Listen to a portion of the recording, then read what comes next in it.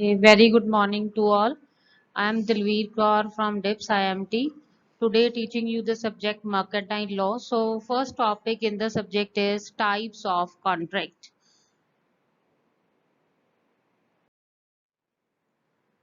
Contract means when two parties came into a legal binding between each other to form a contract. It can be written contract, it can be oral contract, right? The contract should be enforceable at law. It should have all the essential conditions or requirements that should make it a valid law. So, on the basis of validity, valid contract is that contract which is enforceable at law and which should have all the essential features of a valid contract. Means it must be in writing, it should be accepted by all the parties. Like the various essential features of a contract must be there in a valid contract. So जिस contract में सारे features नहीं होंगे उनको हम valid contract नहीं मान सकते.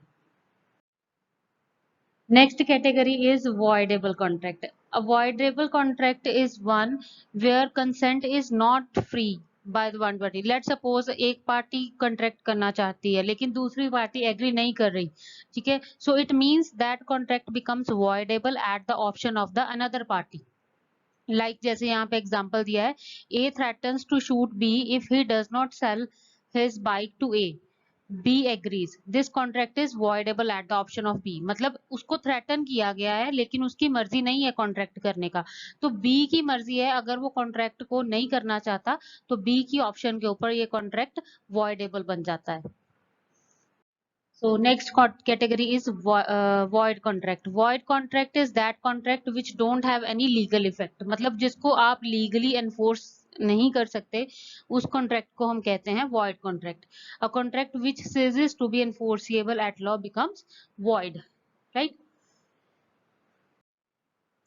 On the basis of formation अलग categories हैं. Like first category is express contract. Contract को जब हम बोल के या in writing specify कर लेते हैं, that contract is called express contract. For example, A tells B on phone that he wants to buy his car for 80,000 and B accept the offer on phone. This is express. मतलब उन्होंने writing में ये एक दूसरे के साथ बात की और दोनों parties agree हैं उस चीज के साथ, तो इसे हम क्या कहते हैं? express contract. Next is implied contract. When the offer and acceptance is made by act or conduct. इसमें क्या होता है कि हम कोई रिटर्न, हमारा कोई कॉन्ट्रैक्ट नहीं हो रहा लेकिन हमारे वे ऑफ डीलिंग के साथ या हमारे एक्ट्स ऑफ और कंडक्ट के साथ पता चल जाता है एक दूसरे को that we are in a implied contract. For example, a coolie in uniform takes up the luggage of B at railway station. B का लगेज उठाया कूली ने और B ने उसे अलाउ किया उठाने के लिए. इट मींस B चाहता है कि A की सर्विसेज उसे मिले. This is a implied contract. हम किसी रेस्टोरेंट में जाते हैं, ठीक है, जाके हम बैठते हैं, इट मींस हम चाहते हैं कि वहां पे हमें फूड सर्व किया जाए, वहां पे हमें फैसिलिटीज मिले. So this is a kind of implied contract. Next is quasi-contract. Quasi-contract does not arise by virtue of any agreement, but the law infers और recognize these contracts under special circumstances. मतलब जब हम किसी के साथ contract करने की हमारी कोई इच्छा नहीं है लेकिन अकॉर्डिंग टू लॉ हम बाइंड हो जाते हैं वो कॉन्ट्रैक्ट में आने के लिए. लाइक कोई क्लेम कर रहा है नेसेसिटीज के लिए, या मुझे किसी का कोई चीज मिली है, किसी का पर्स मिला है, ठीक है, रास्ते में जाते हुए, तो now I am legally bound कि उसे सही जगह पे पहुंचाया जाए. तो मेरा उस बंदे के साथ कोई कॉन्ट्रैक्ट करने की कोई इच्छा नहीं थी लेकिन according to law I am enforceable to, the conditions are so that I should do that things.